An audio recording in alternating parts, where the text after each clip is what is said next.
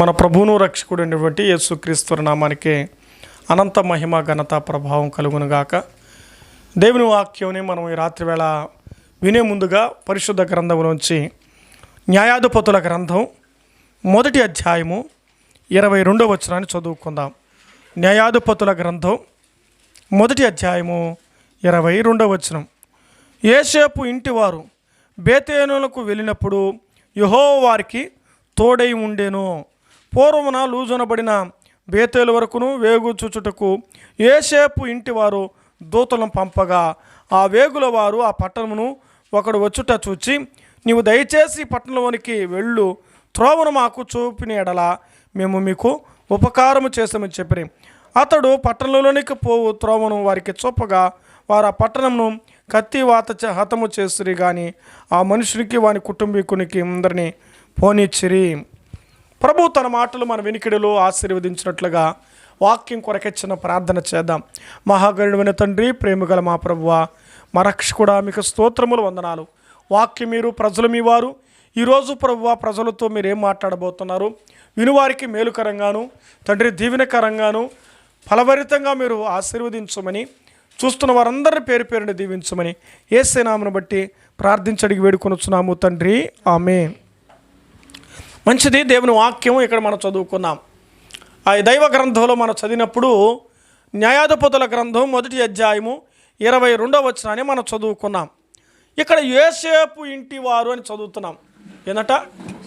యోసేపు ఇంటివారు. యోసేపు ఇంటివారిని కూర్చున్నటువంటి ప్రస్తావన ఇక్కడ మనం గమనించాలి. ఈరోజు మన అంశ భాగం ఏంటంటే ఇంటివారు అని అర్థం.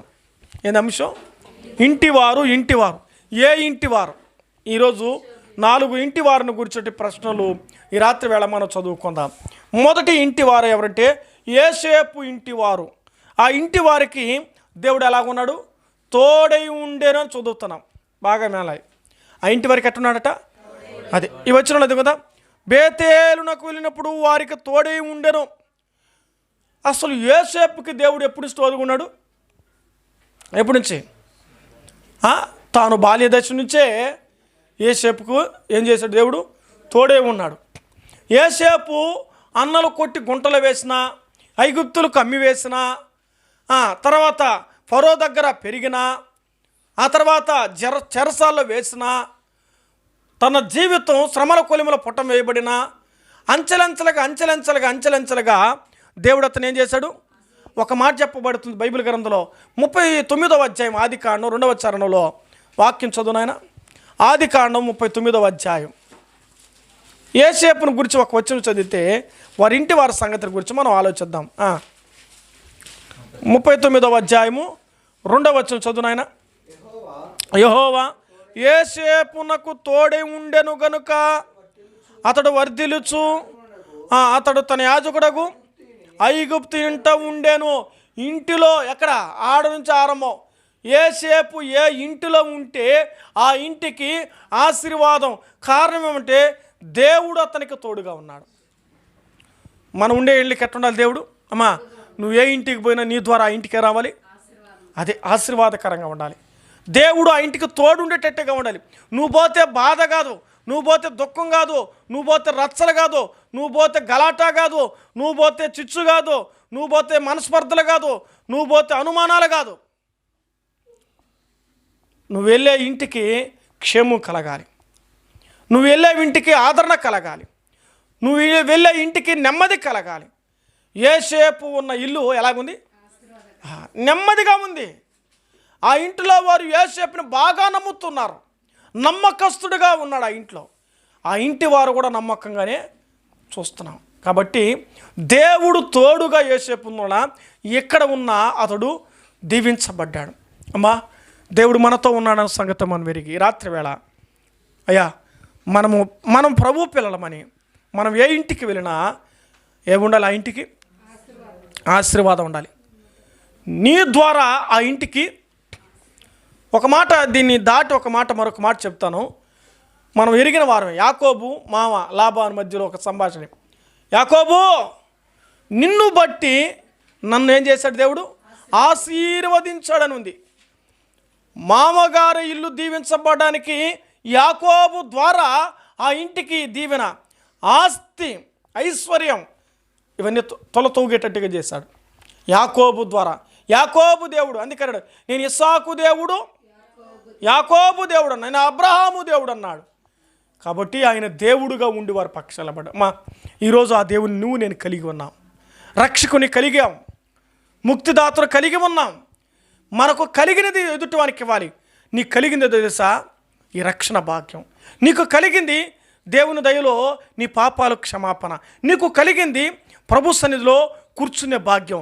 నీకు కలిగింది ఆయన ఆరాధించే భాగ్యం. అది నువ్వు సమాజానికి ఇవ్వాలి. నీకు నీవే అనుభవించడం కాదు, నువ్వు పొందుతున్నటువంటి సమాధానం, నువ్వు పొందుతున్నటువంటి ఆరోగ్యం, నువ్వు పొందుతున్నటువంటి నెమ్మది, నువ్వు పొందుతున్న దైవ ప్రసన్నత నీ ద్వారా ఎదుటి వారికి అందాలి. అది ఇక్కడ ఉద్దేశం. యోసేపు ద్వారా వారింటికి, యాకోబు ద్వారా వారింటికి, యోసేపు కుటుంబీకులకి దేవుని ఆశీర్వాదం వచ్చింది. యాకోబు బైబిల్ గ్రంథంలో యోసేపుని గురించి రాస్తూ ఫలించడి కొమ్మ అన్నాడు. యాకోబు ఏమయ్యాడు? ఫలిస్తున్నటువంటి కొమ్మ. మొద్దు కాదు, ఫలించలేనిది కాదు, పుష్పించలేనిది కాదు, వాడిపోయేది కాదు, రాలిపోయేది కాదు, అసలు లేకుండా పోయేది కాదు. అది అందరికి కనిపించే ఫలించే కొమ్మ. యాకోబు పిలిచేప్పుడు అన్నాడు, యాకోబు తన కుమారుని పిలిచి చివరిలో దేవుని వాక్యంలో రాయబడిన మాట మనం చూస్తూ ఉన్నాం. వారిని గురించి ఏం రాయబడుతుంటే, నువ్వు ఫలించడి కొమ్మ, నువ్వు ఫలించడి కొమ్మ అని చూస్తున్నాం. నువ్వు ఫలించడి కొమ్మగా ఉన్నావు అని లేఖనములు మనం గమనిస్తున్నాం. ఎలాంటి వారట? యాకోబు ఇంటి వారిని గురించినటువంటి ప్రస్తావనని మనం గమనిస్తూ ఉన్నాం. యాకోబు ఇంటి వారు ఎలాగూ దీవించబడ్డారో కూడా మనం ఎరిగిన వారమే. యాకోబు కూడా ఒంటరిగా వెళ్ళాడు, ఇంటివాడిగా వచ్చాడు. సరే, మన సందర్భాన్ని మనం ఆలోచన చేస్తే యోసేపు ఇంటివారు అంటే, ఇంటివారు అంటే ఎవరు? యోసేపుకు పెళ్ళి అయితే ఆ తర్వాత వారి కుటుంబంలో పిల్లలు కలుగుతారు. వారిలో ఒకటి ఎఫ్రాయిము, మనషే అన్నమాట. వీళ్ళ జీవితాలు మనం గమనించాలి. వీరి ఇంటి వారి ద్వారా ఏం కలిగిందంటే, ఇక్కడ రాయబడినట్టుగా న్యాయాధిపతుల గ్రంథంలో యోసేపు ఇంటి వారు ఏమంటే దేవుడు వారికి తోడుగా ఉన్నాడు. ఇప్పుడు ప్రశ్న వేయాలి, యోసేపు ఇంటి వారికి యోసేపు ఇంటి వారికి దేవుడు ఎందుకు తోడై ఉన్నాడు అని అంటే, అక్కడ రాబడిన మాట చూడండి. బేతేలుకి వెళ్ళినప్పుడు, ఎక్కడికంట? బేతేలులో దేవుని యొక్క సన్నిధి. బేతేలు అనే మాటకు మనం చూస్తున్నాం. బేతేలులో దేవుని యొక్క సన్నిధి. వారు దేవుని సన్నిధికి వెళ్ళినందువలన వారికి ఏమొచ్చిందంటే, దేవుని తోడు వారికి వచ్చింది. మన ఇంటి వారు ఎక్కడికి వెళ్ళాలి? అది దేవుని ఇంటి వారుగా ఉండాలి. మనం లోకస్తులలాగా మనం ఇల్లు ఉండకూడదమ్మా, గుర్తుపెట్టుకోండి. దేవుని పిల్లల ఇల్లు ప్రత్యేకంగా ఉండాలి. లోకస్తులాగా వాళ్ళ కథలు వీళ్ళ కథలు ఎవరితో మనం కూర్చొని ముచ్చట్లు, కాలక్షేపాలు, కచేరీలు చేయకూడదు. నువ్వు ఒక ప్రత్యేకమైన వాడు అనే సంగతిని గుర్తించాలి. ఏ విషయంలోనైనా నువ్వేమో కనిపించాలి. అవును, నిన్ను చూసి ఎదుటోళ్ళు, క్రైస్తవులు చూస్తూ లోకస్తులు నేర్చుకోవాలా? లోకస్తులు చూస్తూ క్రైస్తవులు నేర్చుకోవాలా? ఆచారం లోకం చూసి చేస్తుందా, మనల్ని చూసి చేస్తుందా? మనం లోకం ఆచారాలు చేస్తున్నాం, మనలో ఆచారాలు చేయడం లేదు. మనం వాళ్ళకి ఏమవుతున్నాం? ఎందుకంటే వాళ్ళు మన దగ్గరకు రారని, మనల్ని గౌరవించరని. ఈ గొప్పల కొరకు పోతే ప్రభు దగ్గర అవమానాలు తప్పవు. ఆలోచన చేయండి. నీ కుటుంబానికి ఆశీర్వాదం ఇచ్చేది లోకం కాదు, నీ కుటుంబానికి తోడు ఇచ్చేది లోకం కాదు. దేవుని తోడు రావాలి. నీ ఇంటి వారి మీదకి దేవుని తోడు రావాలి. నీ పిల్లల వారి మీదకి దేవుని తోడు రావాలి. నీ ప్రయాణాల్లో దేవుడు తోడు రావాలి. నీ రాకపోకలో దేవుడు తోడు రావాలి. నీ ఆరోగ్యంలో దేవుడు తోడు రావాలి. నీ ఆయుష్కాలంలో దేవుడు తోడు రావాలి అని అంటే నువ్వు బేతేలుకు వెళ్ళాలి. బేతేలులో మనం చూసినప్పుడు అది ఆరాధించే స్థలం, దేవుని వాక్యము వినే స్థలం, దేవుని ప్రసన్నత అనుభవించే స్థలం. అందుకే ఆ ఇంటి వారంటే, ఆ ఇంటి వారు వారి కుటుంబస్తులు దీవించబడ్డారు. మనం ఒకరే పోవడం కాదు, మనతో పాటు మన కుటుంబస్తులు తీసుకెళ్ళాలి. మనమే తినేసినా మనం నేర్చుకున్నాం అనుకోని వాక్యం, మరి వాళ్ళకి ఏమవ్వాలి? నువ్వు బలంగా ఉంటావు, మరి నీలో రాని వాళ్ళు ఏమవుతారు? వాళ్ళు మాట్లాడిందంతా మనం కొన్ని సందర్భాలు ఏం కావాలి? అదే భార్యాభర్తలు ఇద్దరు ఉంటే వాళ్ళు బలపరచబడతారు. నిజమే, వాక్యం ఇద్దరు ఏం చేస్తుంది? హృదయంలో దూరుచు మనుషుల యొక్క తలంపులో అది ఛేదిస్తుంది. అందుకే వాక్యం, నేను నా ఇంటి వారును యెహోవాను సేవిస్తామన్నారు. మన కుటుంబాలుగా దేవుని ఆరాధన చేయాలి. ఈరోజు ఆరాధనకి ఎంతమంది వస్తున్నారో మీరు ఆలోచించండి. దేవుని మందిరికి ఎట్లా వస్తున్నారంట? వంతుల ప్రకారం వస్తున్నారు. వంతుల ప్రకారం వస్తున్నారు. మందిరానికి పాఠశాలకు పోయినట్టుగా విశ్వాసులు దేవాలయానికి వెళ్ళాలి. పాఠశాలకు అప్పుడు పోతారా? రోజు పోతారా? మరి మందిరానికి రోజు పోవాలి. దేవుని మందిరంలో నువ్వు వెళుతున్న స్థానిక సంఘంలో నీ ద్వారా ధూపం వేయబడాలి, నీ ద్వారా స్వరం వినిపించబడాలి, నీ ద్వారా దేవునికి గానం జరగాలి. నువ్వెప్పుడో ఆడికో మోసుకో పౌర్ణానికి నీకు వీలున్నప్పుడు పోయి నువ్వు ధూపం వేస్తే కుదురుతుందా? నీకు ఇష్టమైన రాజ్యం కాదు. మనం ఇంకా బ్రతికి ఉన్నామంటే ఎవరి కోసం తెలుసునా? దేవుని కొరకే మనం ఉన్నాం. కానీ మనం ఎవరి కొరకు బ్రతుకుతున్నాం? మన కుటుంబం కొరకు, లోకం కొరకు, మన కొరకు, మన అవసరాల కొరకు కాదు. దేవుని వాక్యంలో రాయబడిన మాటలు బట్టి మనం ఆలోచన చేస్తే ఇక్కడ రాయబడిన మాట, యోసేపు ఇంటి వారి మీదకి దేవుని తోడు వచ్చినట్టుగా చూస్తూ ఉన్నాం. వారు బేతేలుకు వెళ్ళారు. బేతేలులో దేవుని ప్రసన్నత, రొట్టెలీలని కూడా రాయబడతారు దేవుని బేతేలు. ఆ వాక్య సమృద్ధి, దేవుని ఆరాధించే స్థలం. మన ఇంటి వారు మనం ఏమవ్వాలి అమ్మా? యోసేపు దేవుని కొరకై నమ్మకంగా ఉన్నవాడు. వారి ఇంటి వారిని కూడా దేవుడు ఏం చేశాడు? అలాగే చేశాడు. ఇలా 2 గోత్రాలు ఏర్పడింది. మనషే గోత్రం, ఎఫ్రాయిము గోత్రాలు. ఈ 2 గోత్రాలు, ఇశ్రాయేలు 12 గోత్రాలు, ఈ 2 గోత్రాలు ఏర్పడ్డాయి. ఈ 2 గోత్రాల మీద దేవుని యొక్క ఆశీర్వాదం మన తరం తర్వాత మన పిల్లల తరం ఏర్పడింది. మన తరం బాగుంటే మా బాబు యవనస్తులారా, మీ తల్లిదండ్రుల తరం బాగా వచ్చినప్పుడు మీ పిల్లల తరం కూడా బాగవుతుంది. కాబట్టి ముందు ఎవరు పోవాలా? తల్లిదండ్రులు కరెక్ట్గా ఉండాలి. అమ్మా నాయన మోకరిస్తే, అమ్మా నాయన ప్రార్థన చేస్తే, అమ్మా నాయన పాటలు పడితే, అమ్మా నాయన గుడికి వెళ్తే బిడ్డ కూడా ఆటోమేటిక్గా పోతాడా? మా డాడీ రాకపోతే ఒప్పుకోడు, మా డాడీ పోతాడు చెప్తాడు వాడు. నువ్వు పోరా మా, నువ్వు పోమ్మా అనేది కాదు. మనం పోవాలి, మన తరం చూపించాలి ఫస్ట్. తర్వాత వాడు చెప్తాడు ఏమని? మా అమ్మా నాయన అట్ట పోతున్నారు, రే తరం కూర్చో. దేవుని వాక్యంలో రాయబడిన మాట మనం గమనం చేస్తే ఇక్కడ రాయబడిన విషయాలు మన తరం తర్వాత మరొక తరం ఒక మాదిరిగా, ఒక మోడల్గా మనం ఇవ్వాలి. కనుక యోసేపు యొక్క ఇంటి వారు ఆరాధించేవారు. వారు దేవుని సన్నిధి కొరకై, దేవుని పర్వతం అనేటువంటి లేక దేవుని యొక్క పాలుతేళ్ల ప్రపంచ దేశానికి వారు ప్రయాణం అనేటువంటి అనుభూతులు గుండా మనం చూస్తూ ఉన్నాం. మరొక మాట ఇక్కడ రాయబడిన మాట చూద్దాం. రెండో విషయాన్ని చూద్దాం. రాజుల మొదటి గ్రంథంలో దేవుని వాక్యంలో ఓ మాట మనం చదువుకుందాం.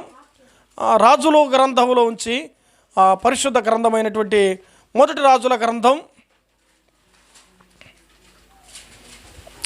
రాజుల గ్రంథానికి ముందుగా మీకా గ్రంథం 6:16 చదువురైనా. మీకా గ్రంథం 6:16 ఫస్ట్. మీకా గ్రంథం 6:16 రెండవ కుటుంబాన్ని గురించి ప్రస్తావన చూద్దాం. చదవాలి బైబిల్లో. మీకా గ్రంథం 6:16 చదువునైనా. ఏలయనగా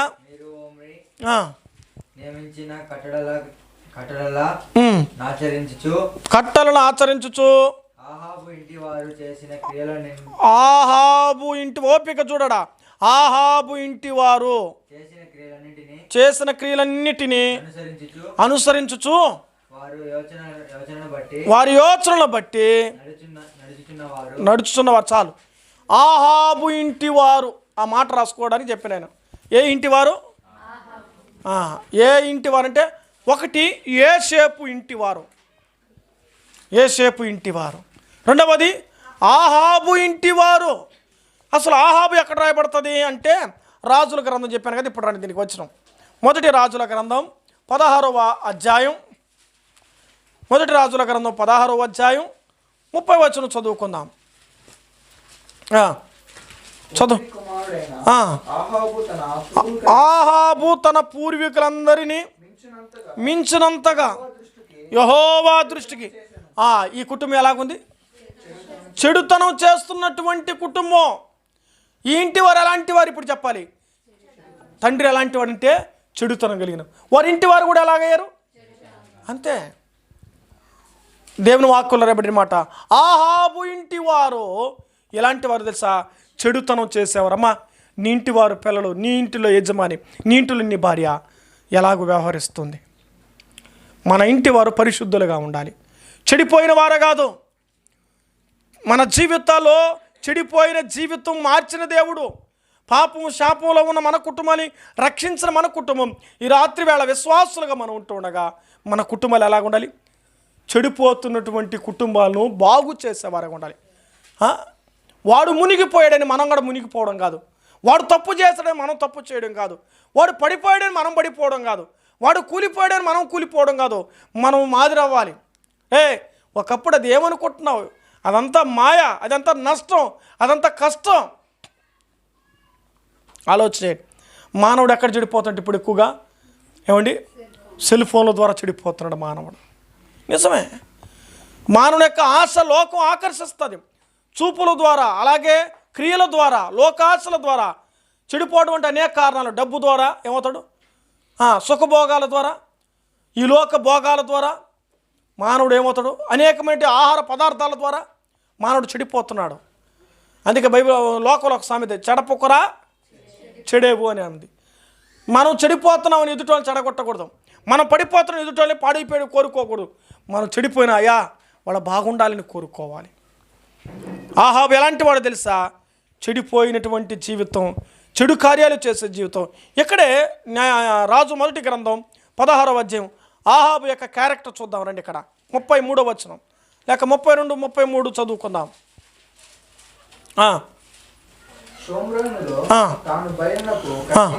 సోమ్రోను తాను బయలుకు కట్టించిన మందిరమందు బలిపీఠం కట్టించాడు, మరియు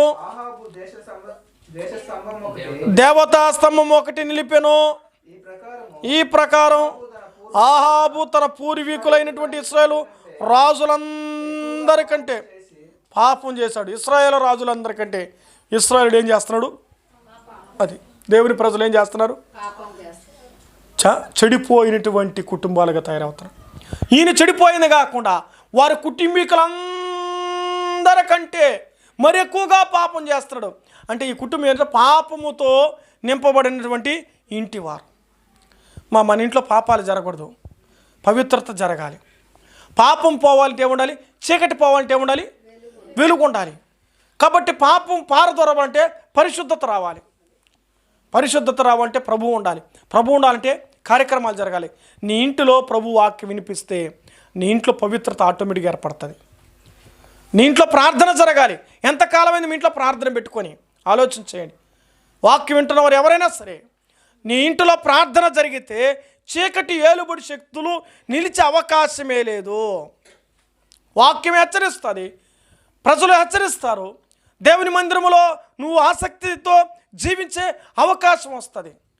ప్రార్థనే నీ ఇంట్లో జరగకుండా, మందిరమే నీ ఇంట్లో లేకుండా, ఏ కార్యక్రమాలు జరగకుండా పోవడానికి కారణం నీ ఇంటిలో ఏముందో తెలిసిన చీకటి ఏలుబడి చేస్తుంది. నీ ఇంటిలో ఏలుబడి చేస్తుందో ఈ రాత్రి వేళ ప్రశ్న వేసుకో. చీకట వెలుతురా? వెలుతురు ఏలుబడి చేయాలి. అప్పుడే పాపం చేయకుండా ఉండడానికి అవకాశం కలుగుతుంది.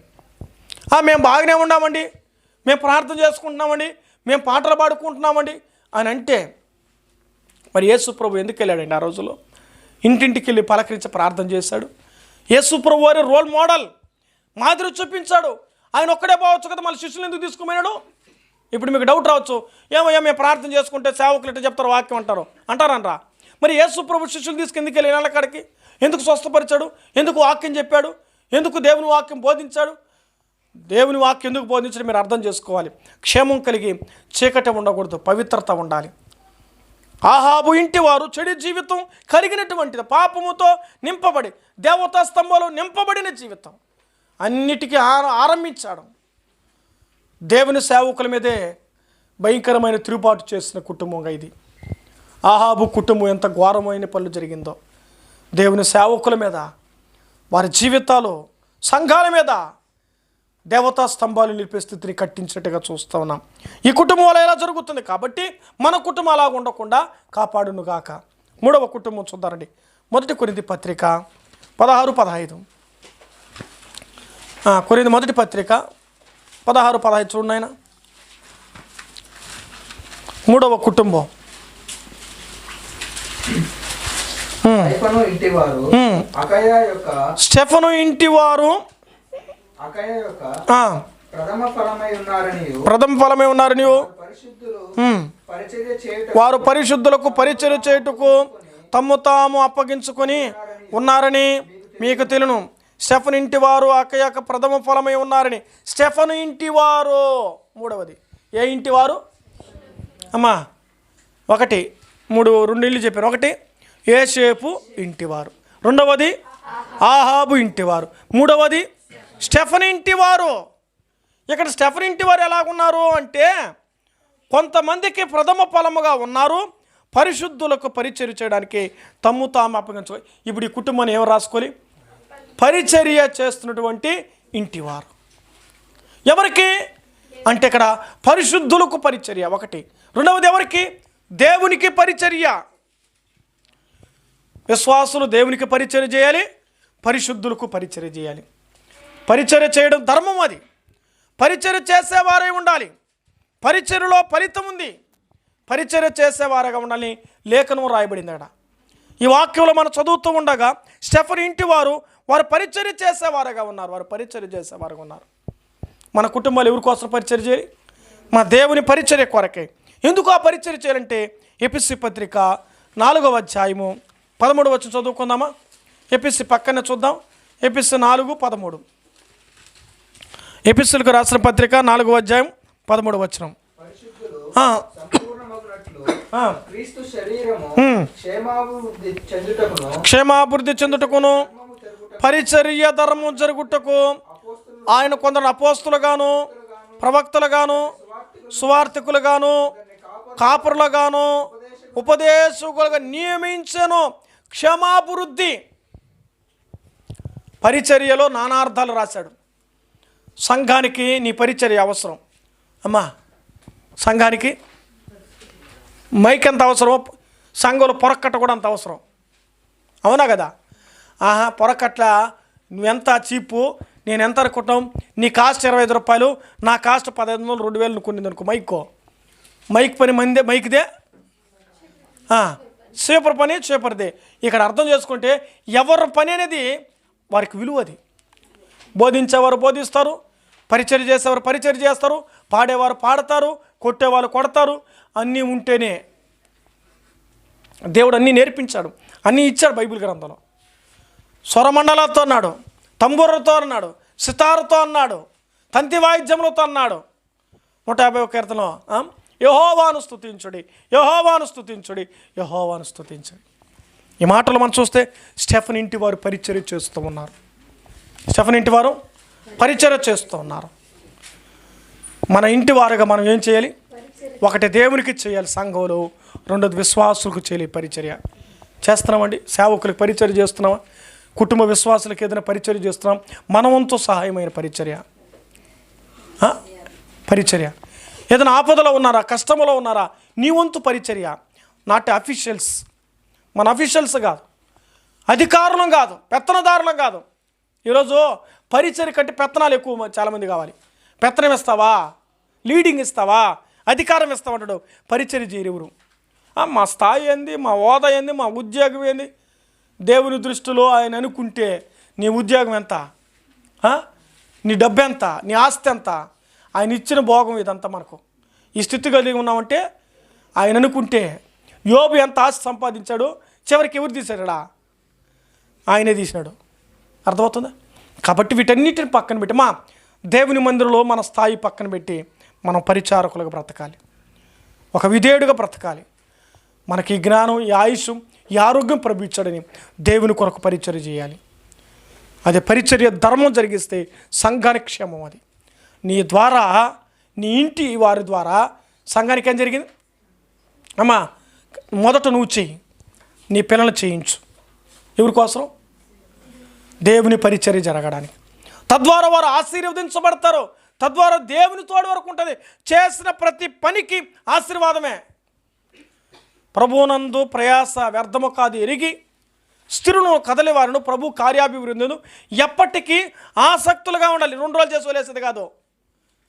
ఒకరోజు మనం ప్రారంభిస్తే ఒకరోజు మనం ప్రారంభిస్తే మన రాకడ ఆయన పోకడ వరకు దేవుని వాక్యమైన పరిచర్య చేయాలి. ఆ పరిచర్య ధర్మం మనం చేయాలి. దేవుడు ఆరోగ్యం ఇచ్చాడు కాబట్టి, బలం ఇచ్చాడు కాబట్టి, శక్తి ఇచ్చాడు కాబట్టి చేయగలుగుతాం. ఒకవేళ అది లేదంటే మనం ఏం చేయలేం కదా. దేవుడు ఇచ్చిన దాన్ని మనం కాపాడుకోవాలి. దేవుడు ఇచ్చిన దాన్ని మనం కాపాడుకోవాలి.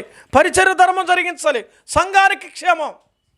చివరిగా మరొక మాట చదివి ముగిద్దాం రండి. మార్కు సువార్త 2:19. 4వ ఇంటివారు, యోసేపు ఇంటివారు, ఆహాబు ఇంటివారు, స్టెఫనీ ఇంటివారు. తర్వాత మార్కు సువార్త 2:19. చాలా విషయాలు మనం చూడొచ్చు. మనకు అవసరం విషయాలు మనం ఆలోచన చేద్దాం. చదువు. శాస్త్రులు ఆయన సుంకరుతోను పాపులతోను భజించుట చూచి ఆయన సుంకరులతోను పాపులతోను కలిసి భోజనము చేయుచున్నాడేమని ఆయన శిష్యులను అడగగా, నాయనా 2:19 యేసు పెళ్లి కుమారుడు తమతో కూడా ఉన్న కాలమున పెళ్లి ఇంటి వారు ఉపవాసము చేయదగున. పెళ్లి ఇంటి వారు ఉపవాసం చేస్తారా? తమతో ఉన్నంత వరకు. ఎవరు తమతో ఉన్నది? ఎవరు? ఏడు యేసు క్రీస్తు రాయబడింది. పెళ్లి కుమారుడు వారు యేసు. మరి మనం చూస్తూ ఉన్నాం కదండి. యేసు పెళ్లి కుమారుడు తమతో ఉన్నంత కాలం ఎవరిని ఉపవాసం చేస్తారు? పెళ్ళింటి వారు. ఇక్కడ రాసుకోవాల్సిన ఏ ఇంటివారు? పెళ్ళింటి వారు. ఎట్టుంటుందా పెళ్ళింటి వారు? ఎట్టుంటారండి? ఎంత సందడి, ఎంత ఆనందం, ఎంత సంతోషం, ఎంత సమాధానం, ఎన్ని ఫోన్ కాళ్ళు. ఇంకా రాలేదా? ఎంత అయిపోయింది టైం? రండి రండి రండి రండి. ఆ ఇల్లు సందడి, శుభకార్యం జరిగే స్థలం అది. దేవుడు ఒంటరిగా ఉన్నవారిని జంటగా చేసే సమయం. పెళ్ళి అనే 2 అక్షరాలతో ఏమండి కలపగలిగిన బంధం. ఈ ప్రేమ బంధం దాంపత్యాన్ని దేవుడు ఏం చేశాడు? పెనవేశాడు. కాబట్టి మాటల చేత మనం ఆలోచన చేస్తూ ఉన్నాం.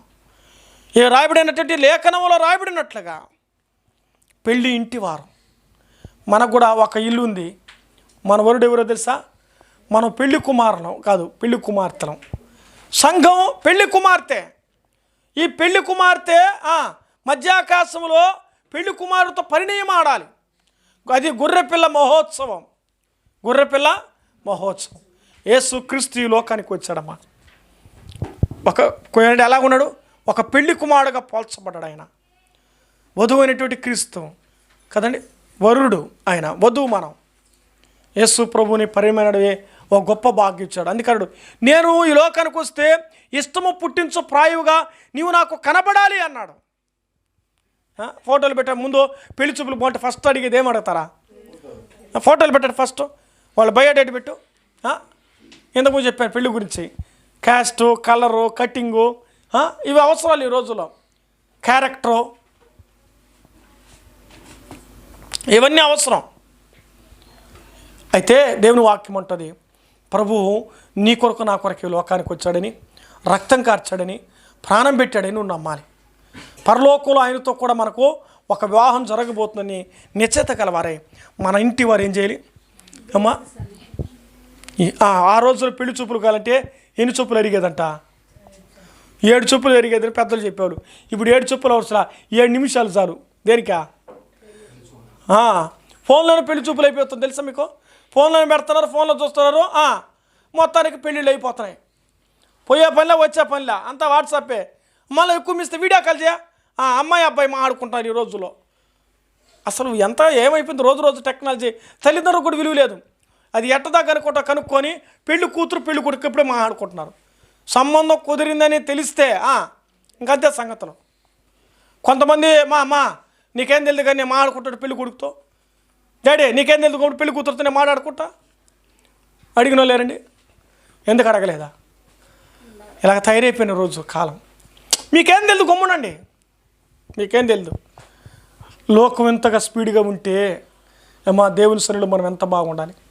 మన కొరకు ప్రభు వచ్చాడని, యేసయ్య మన కొరకు రక్తం కార్చడి, మన ఇల్లు బాగుండాలని, మన బ్రతుకులు బాగుండాలని మన కొరకు రక్తం కార్చి ప్రాణం పెట్టాడు. ఆయన నమ్మితే పరలోక రాజ్యం, నమ్మకపోతే అగ్నిగుండం. ఈ రాత్రి వేళ యేసు ప్రభుని నమ్ముకుందాం. రక్షకుడు యేసు ప్రభు వారిని మనము ఆరాధన చేద్దాం.